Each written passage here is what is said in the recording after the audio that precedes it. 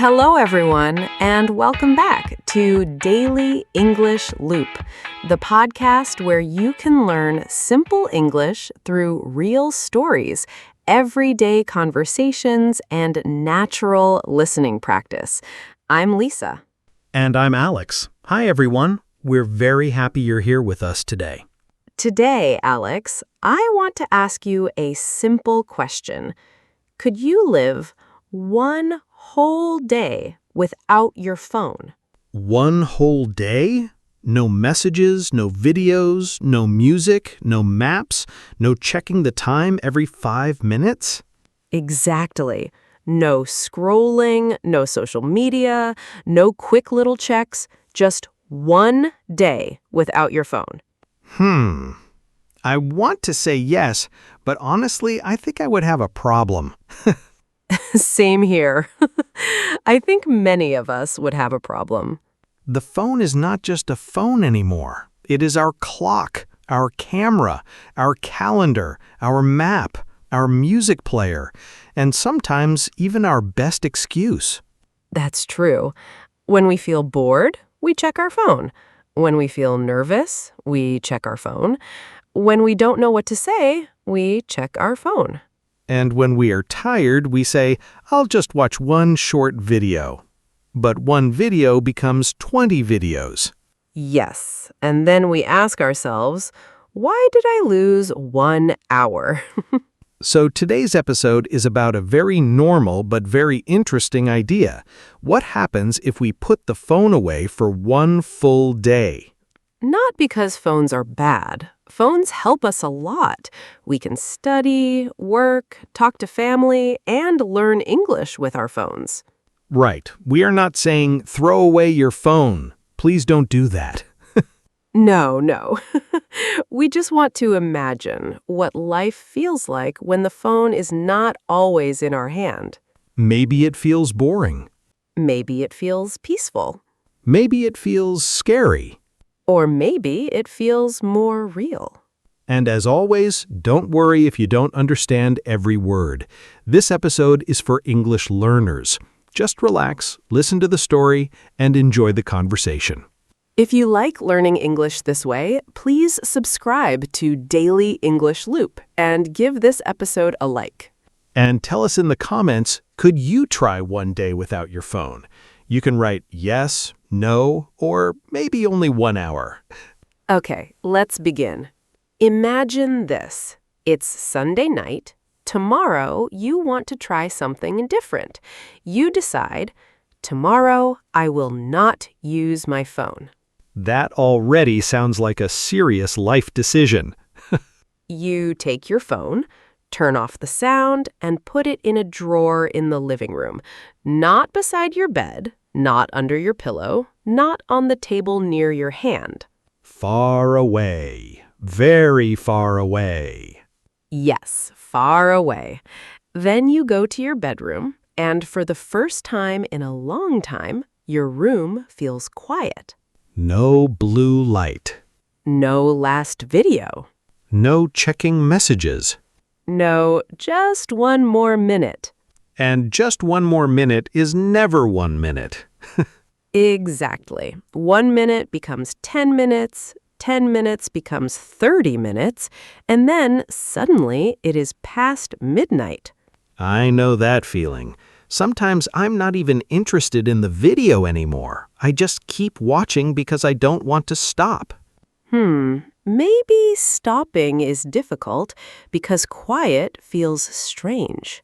Yes, when the phone is gone, your mind becomes louder. You start thinking about tomorrow, about work, about money, about things you forgot to do, about messages you didn't answer. That sounds uncomfortable.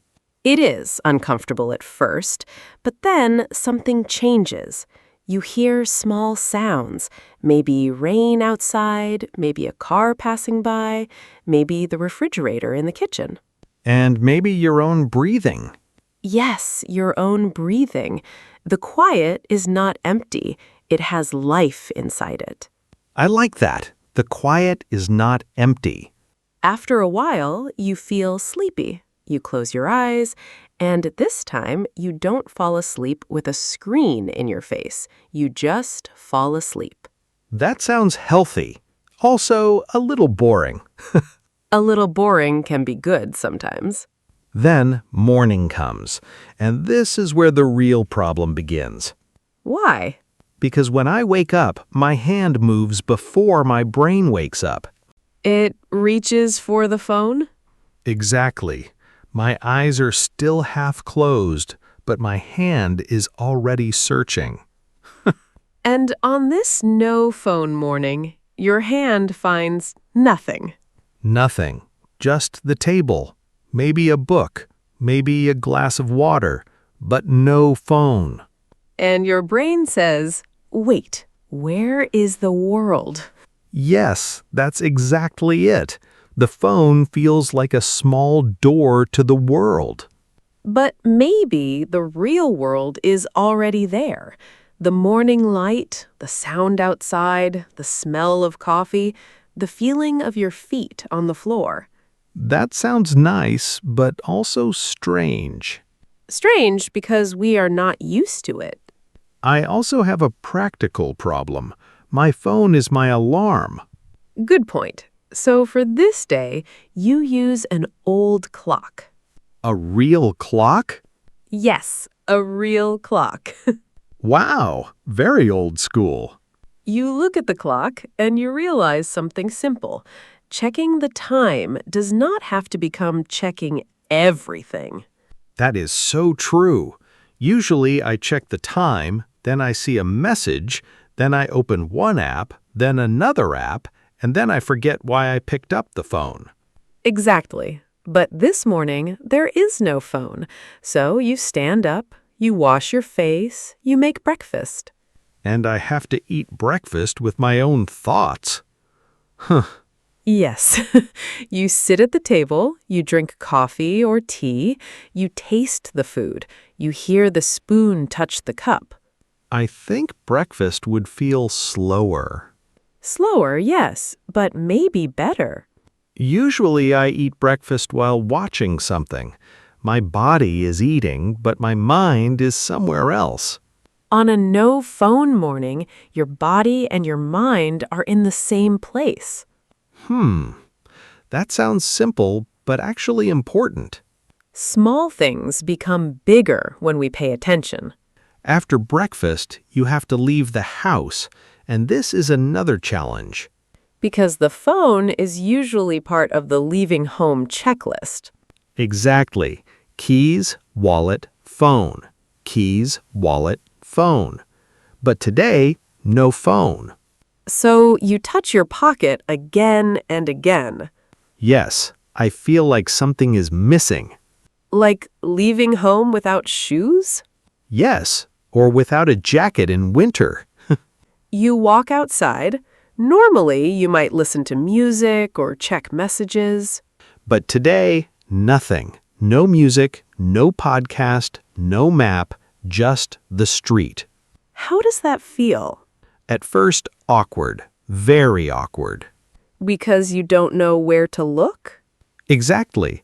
At the bus stop, I don't have my phone, so I look around. There's a woman with a small dog. The dog looks at me, and I smile. That's sweet. Then the woman says, "He likes friendly people." Oh, a real conversation. Yes, a very small conversation. I say, "He is very cute." She says, "Thank you." Then the bus comes. Very simple, but very human. Yes, normally I might not notice the dog. I might not notice the woman. I would just look down. That's interesting. Phones connect us with people far away, but sometimes they stop us from seeing people near us. That is a contradiction. Yes, a contradiction. Two things that do not really match. The phone connects us, but sometimes it separates us. Exactly. On the bus, I sit by the window. Usually I would scroll, but today I just look outside. What do you see? A bakery opening, a man carrying flowers, a child with a huge backpack. a woman running because she's late. And without your phone, you actually notice them. Yes, and I start making little stories in my mind. Maybe the flowers are for someone's birthday. Maybe the child has a school trip. Maybe the woman is going to an important meeting. So your mind starts working in a different way. Yes, I realize my brain can still create its own pictures. It doesn't always need a scream. For me, lunch would be difficult. Why lunch? Because eating alone without a phone feels very strange. That is true. At a restaurant, the phone gives us something to do. Yes, imagine sitting in a small cafe. You order soup and bread. Then you wait. No phone while waiting? No phone. That sounds intense. It is intense for the first few minutes. You feel like everyone is watching you, but actually nobody cares. Everyone is busy with their own lunch.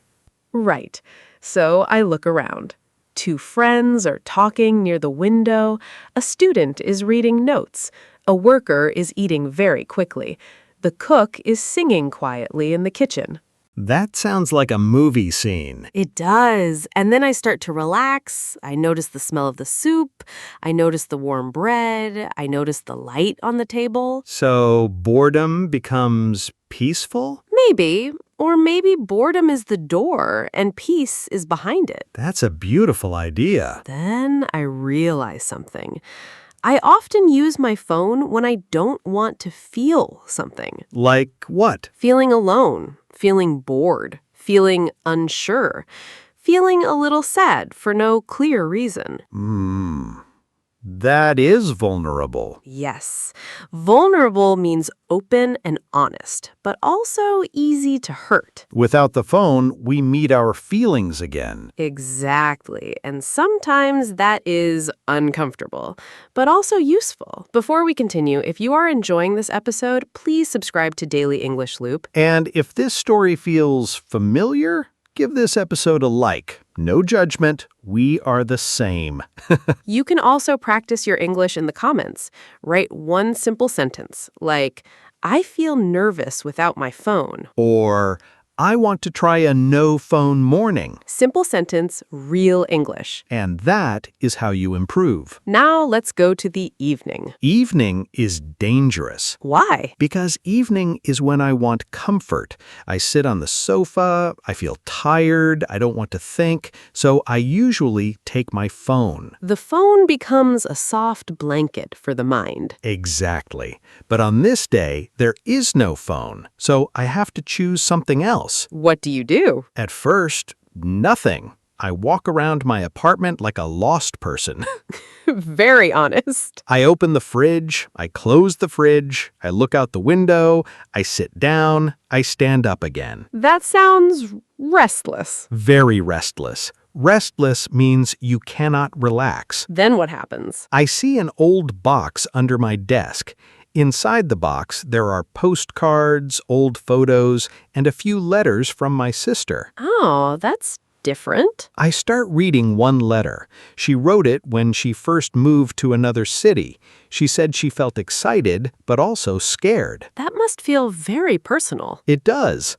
And suddenly, I think, why don't I write to her? A message? No, a real letter, with paper.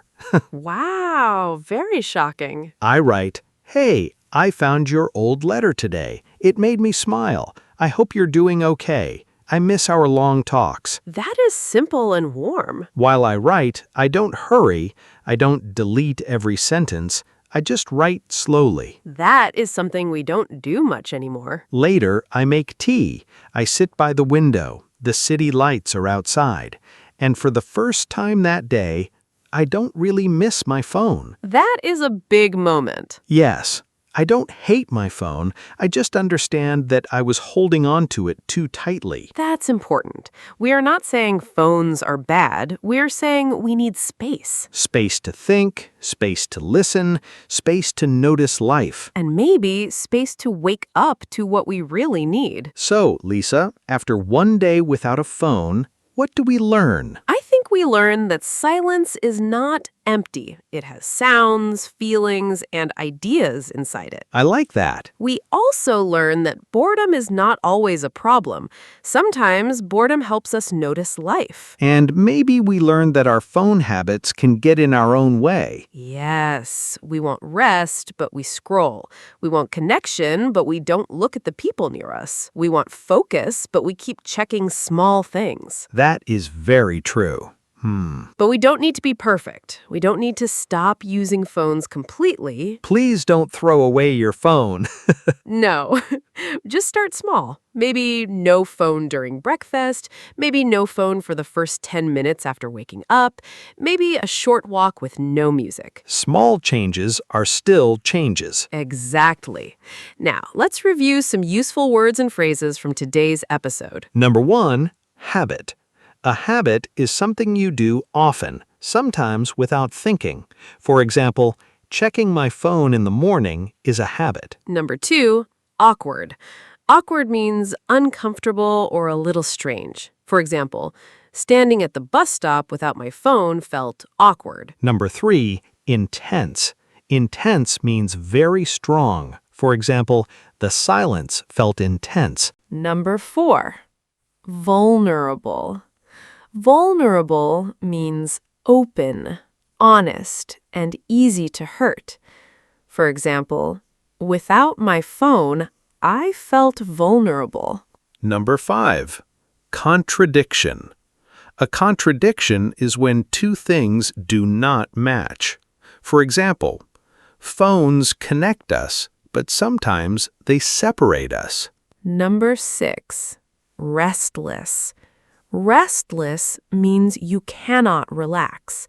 For example, in the evening, I felt restless without my phone. Number 7, play it safe. To play it safe means to choose the easy or safe option. For example, when someone asks how I am, I play it safe and say, I'm fine. Number 8, get in your own way. This means your own habits stop you.